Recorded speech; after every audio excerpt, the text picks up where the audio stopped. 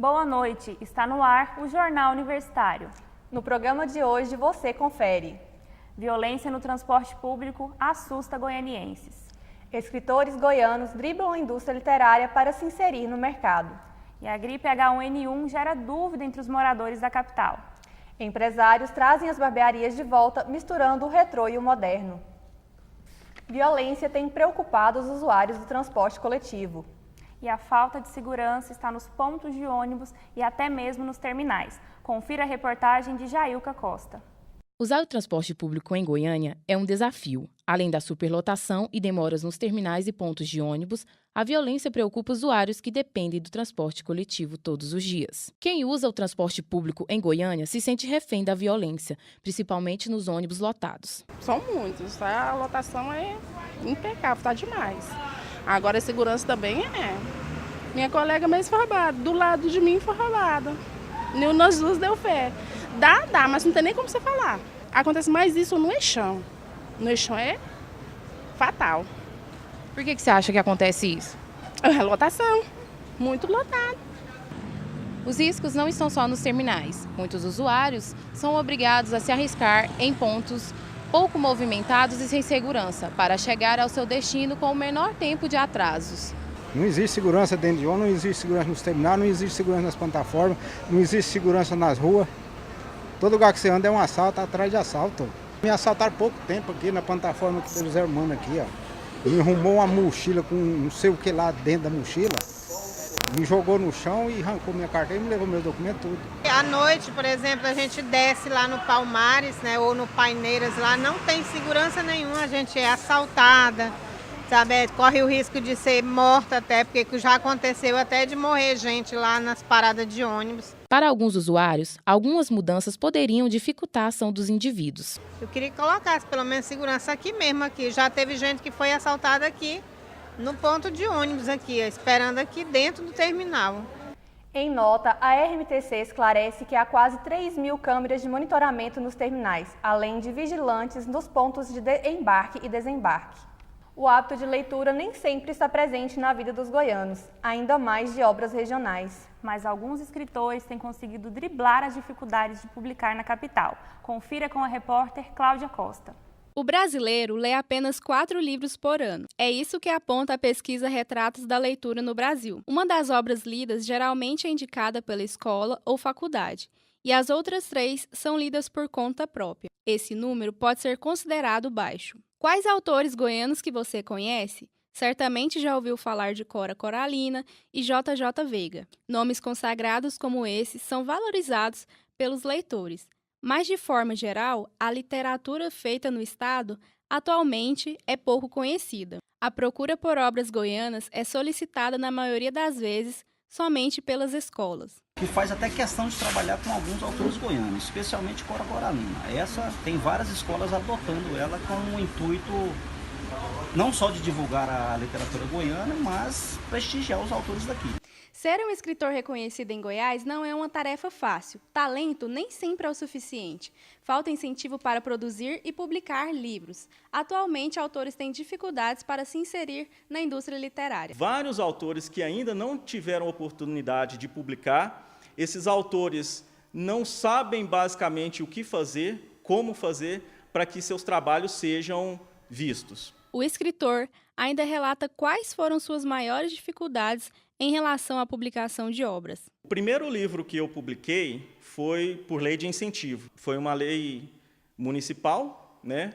E aí eu consegui fazer a minha primeira publicação. Foi, de certa maneira, fácil? Não, eu passei por um processo seletivo.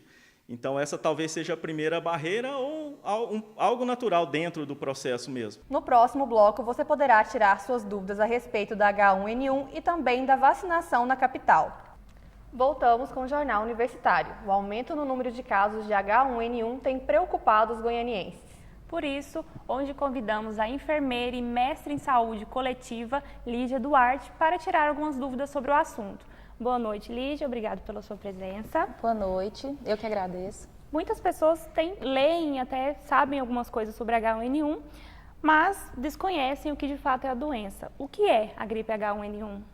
Bom, nós temos hoje várias síndromes gripais e ocasionada por vários vírus, né? Síndromes gripais mais comuns, que toda a população geralmente é acometida, e a síndrome respiratória aguda grave, que já é uma síndrome que tem tomado uma grande proporção pelo número de óbitos que obtiveram nos últimos anos. Então, nós sabemos que existem vários outros tipos de gripe, vários outros vírus que circulam, porém, o vírus da influenza A, H1N1, ganhou uma proporção maior exatamente pela gravidade, né, dos casos, pelo número de óbitos, de pessoas que adoeceram nos últimos anos por conta dessa doença. Então, ela é considerada uma síndrome respiratória aguda grave. Ela é uma gripe diferenciada, né, das demais por conta da exacerbação dos sintomas. Então, quais são os sintomas dessa gripe, né, da gripe pelo H1N1? Geralmente febre, dor de garganta, dor no corpo, são sintomas muito parecidos com a gripe comum, confundido com diversas outras viroses, com a dengue, que também é uma endemia no nosso estado, epidemia no estado. Então, é uma doença ainda de difícil diagnóstico e de difícil diferenciação para algumas pessoas. Você já mencionou, né, os sintomas. Como a gripe é contraída? Essa gripe ela é passada por via aérea, né? Então é através da respiração, através da tosse e através do ambiente, que essa gripe ela é passada de pessoa a pessoa. Por isso que nós temos que tomar diversos cuidados para evitar o contágio, evitar que a gripe se exacerbe, né, pela população. Então, geralmente ela é passada por via aérea e contato pessoa a pessoa, secreções, em qualquer ambiente. Então, qualquer pessoa está suscetível a adquirir esse vírus. E qual que é a diferença entre H1N1 e os vírus da gripe, das outras gripes, da gripe comum? Essa é uma pergunta importante, porque geralmente a população entra em alarde quando acontece casos como nós temos ouvido, né? Casos de óbitos, principalmente no estado de Goiás, na região de Goiânia, Aparecida de Goiânia, no entorno nós temos muito ouvido falar. Então, as pessoas, a qualquer sinal, elas já vão procurar o serviço de saúde. Então, é importante saber diferenciar uma gripe comum, resfriado e H1N1. Geralmente, os sintomas são parecidos, como eu disse, febre, dor no corpo, tosse, só que geralmente H1N1 é uma febre que não cede e é uma febre bem alta. Geralmente, uma gripe comum, por exemplo, não tem uma febre de 39 graus, por exemplo. A pessoa fica ali, 38, 38,2. Então, é uma febre mais alta, a dor no corpo também é bem mais intensa, ardência nos olhos. Geralmente, as pessoas não têm tanta dor na garganta, é mais a dor no corpo mesmo, e uma fraqueza muito grande. Então, geralmente, esses sintomas eles estão exacerbados, enquanto na gripe eles vêm de uma maneira mais leve. Então, as pessoas têm que procurar o serviço de saúde quando elas sentirem que elas estão tendo uma gripe que foge daquele resfriado comum que todos nós já tivemos em algum momento da vida. E quanto à vacina, qual a diferença entre a vacina trivalente e a tetravalente? Hoje, no Sistema Único de Saúde, nós temos a vacina trivalente e no sistema particular a tetravalente. A tetravalente ela protege a mais um subtipo desse vírus, né? Que é o H3N2. Então, ele protege mais um subtipo, mas não é o subtipo mais prevalente, né? Os 3 mais prevalentes são os que estão na rede pública de saúde. Então, as pessoas que estão se vacinando na rede pública podem se sentir protegidas, porque elas não estão ficando prejudicadas por faltar esse subtipo. Ele não é tão comum na nossa região. E para quem já tomou a vacina da H1N1, mas quer se proteger contra a gripe comum, pode tomar a tetravalente? Pode. Na verdade, são 4 tipos de gripe que tem nessa vacina, 4 subtipos, né, na da rede particular. E na da rede pública, 3. Como eu disse, as mais prevalentes. Se a pessoa falar, eu quero me proteger contra mais um subtipo, né, ainda mais nesse alarde que a população está, não há problema. Só é importante que dê um intervalo de 30 dias de uma vacina para outra, para evitar efeitos adversos. E se no caso da pessoa já está gripada, talvez de uma gripe comum, ela pode ainda assim tomar a vacina? Se ela não estiver com febre, pode tomar a vacina sim. Se ela não estiver naquele período inicial da gripe, do resfriado, sem problemas. Existe alguma preocupação, alguma reação que essa vacina pode causar? Nós vemos muitas pessoas que ficam com alguns sintomas gripais logo após a vacina. Então é comum, né? São de adjuvantes que tem na própria vacina mesmo, na formulação desses imunobiológicos, que causam às vezes um pouquinho de febre, dor no corpo. É esperado e é comum. E isso não deve ser motivo para deixar de fazer a vacina. E qual que é a durabilidade dessa vacina? Por quanto tempo a pessoa está imune? Hoje, a campanha ela é feita anualmente, né? Então, pelo calendário vacinal, tanto da rede pública como da rede particular, a pessoa deve tomar essa vacina uma vez ao ano. É importante que as pessoas saibam que essa vacina, como a maioria das vacinas, não protege 100%. Ela tem uma proteção alta, cerca de 80%, 85%, mas ela não protege 100% contra a doença. E geralmente ela dura aí entre 8, 9, 10 meses, a imunidade, tá? Então isso varia de pessoa para pessoa, não tem como assim falar isso assertivamente, mas ela tem entre 8 a 12 meses de ação. E a vacina de 2017 pode ser usada em 2018? Pode, se não houver mudança, se não houver vencimento da validade dessa vacina, não há problema, tá? A gente tem vários laboratórios que têm as vacinas que duram um pouquinho mais e se tiver dentro do prazo de validade, não há problema nenhum em ser administrada. E muita gente tem essa dúvida. É normal a gente ficar gripado depois que toma a vacina? Na verdade é um breve resfriado, é comum, né? Aquilo que eu disse, não deixe de tomar vacina por conta disso, há muito mito envolvendo isso, então é comum por conta de adjuvantes que tem na vacina. A vacina ela é de vírus morto, então ela não está causando gripe, são só reações de componentes do imunobiológico mesmo.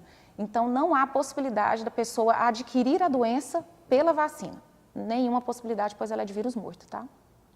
E qual o calendário nos postos de vacinação contra a gripe?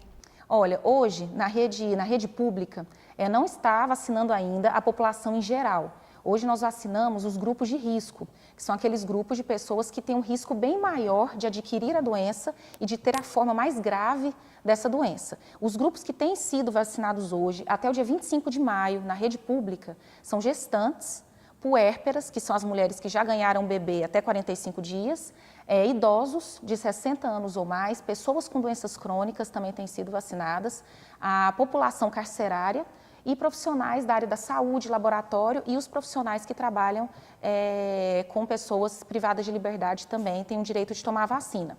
Então, todas essas pessoas têm o acesso. As demais, por não se tratarem do grupo de risco, a gente sabe que nós temos vários entraves, né, governamentais mesmo, políticos, as outras pessoas podem procurar a rede privada para tomar a vacina a partir dos 6 meses de idade, né? Crianças a partir dos 6 meses já podem tomar. Lembrando também que as crianças de 6 meses a 5 anos entram no grupo de risco. Bom, estão esclarecidas as dúvidas. Muito obrigada pela sua participação. Eu que agradeço. Lígia. E se você é um apaixonado por cinema, 2018 será um ano inesquecível. Confira mais o nosso quadro especial no próximo bloco. O Cultura em Destaque de hoje começa falando de guerra, mas não é uma guerra no sentido real. Calma que eu explico. Vingadores Guerra Infinita estreou no dia 25 de abril e está causando muitos burburinhos, principalmente nas redes sociais. O filme tem sido bastante elogiado pela crítica por focar principalmente no lado emocional do vilão. Thanos, que é o principal vilão dos estúdios Marvel, chegando na Terra. Mas por que tanto burburinho nas redes sociais? O filme é esperado pelos fãs desde 2008, com o lançamento do primeiro Homem de Ferro. Para quem não entende muito do assunto, nesses 10 anos foram lançados mais de 18 filmes pela Marvel que se conectam entre si. E justamente Vingadores Guerra Infinita é o fim dessa primeira fase do estúdio. Vingadores Guerra Infinita é a primeira parte de 2 longos filmes. Os diretores preferiram dividir assim, para criar mais expectativas entre os fãs, já que foca na finalização dessa etapa. A crítica tem elogiado muito bem a construção do vilão, que foca no lado emocional, tanto no lado do humor também. Mas por que tanto alarde sobre um filme? Guerra Infinita é a finalização da primeira fase dos estúdios Marvel, que começou lá em 2018, há 10 anos. Desde então, foram lançados 18 filmes pelo estúdio que se conectam entre si. Eu explico. Os filmes da Marvel funcionam como um seriado, que vão se conectando as histórias entre si e para você entender o anterior, você precisa assistir o próximo.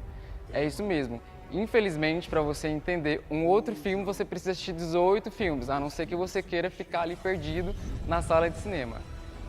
Vingadores Guerra Infinita já faturou mais de 1 bilhão nas bilheterias e olha que ele ainda nem estreou na China. A estreia está programada para o próximo dia 11 de maio e a China representa o maior mercado cinematográfico do mundo. O filme concorre com bilheterias de O Despertar da Força, lançado em 2015, Titanic, lançado em 98 e Avatar, aquele de 2011, que tinha a galera em azul ali, tem 2 bilhões de bilheteria mundial. É muita coisa. Somando todos os filmes dos estúdios, já somam 15 bilhões em números. É muita coisa, não?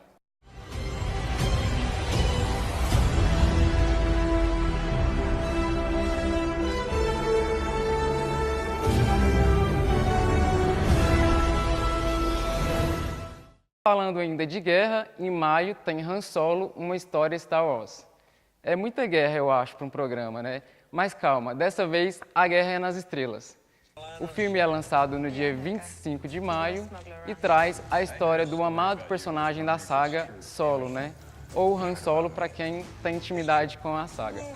O filme vai trazer a história de Chewbacca, que é o fiel escudeiro ali do mercenário, metido a herói, metido a vilão às vezes, e também vai trazer um ator negro, Donald Glover, que pra gente que é negro, que é moreninho, precisa dessa representatividade no cinema, né? Então, Star Wars já trouxe, né? O Star Wars trouxe o Finn em 2015 no Despertar da Força, trouxe em 2017 também. E eu acho que a questão da representatividade, eu penso, né, que a questão da representatividade é muito importante, tanto para as mulheres quanto para as pessoas de cor como eu. Então o filme estreia dia 25 de maio e não percam essa aventura no cinema. I might be the only person. Who knows what you really are. E para finalizar o quadro, eu vou falar dele que está sendo esperado há 14 anos. 14 anos para produzir uma sequência. Eu acho que é muito tempo, eu acho que nenhum estúdio demorou tanto tempo para produzir uma sequência como a Disney demorou para produzir Os Incríveis 2. Em 2004, foi lançado Os Incríveis, né, como todo mundo da minha idade, de 20 e poucos anos, já sabe. Está esperando 14 anos pelo filme e finalmente a Disney resolveu soltar essa pérola. No dia 28 de junho, estreia nos cinemas Os Incríveis 2, que vai tratar dos acontecimentos do primeiro filme. Uma dica de cinéfilo é, se você não assistiu Os Incríveis, aquele lançado em 2004, eu sugiro que você veja, porque senão você vai ficar perdido. Os diretores do filme já deixou bem claro que o filme vai se passar uma semana após os eventos do primeiro. Então, se você não pegou a parte lá do primeiro, toda a história, que eu não vou contar aqui porque spoiler é crime, né, para quem é cinéfilo. Então, eu sugiro que você vá lá na Netflix, lá na sua videolocadora e loque o filme para depois ver no cinema. Pelo trailer lançado pela Disney, o filme vai focar no lado feminista. Eu percebi isso, porque o Senhor Incrível vai tomar conta do Zezé e toda a galerinha, né, toda a família, enquanto a Mulher Elástico vai estar lá lutando. Então eu acho que a Disney ganhou ponto por isso, né, por tocar num assunto que está sendo tão recorrente, né, no mundo. É isso, gente. O quadro Cultura em Destaque fica por aqui. Uma boa noite e até mais. Empresários goianos investem em espaço de beleza só para homens na capital. As barbershops trazem as barbearias de volta ao mercado. Desde os 9 anos, Denner Teles gostava de fazer corte em casa, mas ele demorou a assumir a barbearia como profissão. Em 2012, ele decidiu largar o emprego em um banco para realizar o sonho e abrir o próprio negócio. Eu já trabalhava num banco, uma carreira bem promissora, porém uma rotina um pouco estressante, um pouco difícil. Daí eu resolvi voltar a investir na minha área de barbearia. Engana-se quem pensa que as barbearias estavam no fim. As barbershops chegaram para oferecer um ponto de encontro para os homens. Quando criança, eu lembro que meus pais levavam a gente para cortar cabelo em salão de beleza, né? Então lá era unissex, homem, mulher, criança, adulto. Então isso acaba que não influencia você a essa vaidade, né? Aqui não, um ambiente 100% masculino. Então você chega aqui, produto para cabelo, produto para barba, isso aí acaba te influenciando a ser mais vaidoso. As barbershops são os mais novos pontos de encontro do público masculino em Goiânia. Além do tradicional barba, cabelo e bigode, elas se especializaram em entretenimento. Agora são locais para tomar uma cerveja, bater um bom papo, relaxar e jogar uma boa sinuca. Além dos serviços tradicionais, a Teles Barbearia oferece curso para novos barbeiros e até o dia do noivo. Onde o noivo pode vir com seus padrinhos, seu pai, passar o dia aqui, tomar aquela gelada, jogar uma partida de sinuca e a partir daí tá partindo para o matrimônio, né? O Jornal Universitário termina aqui. Estaremos de volta amanhã com mais notícias. Uma boa noite. Boa noite.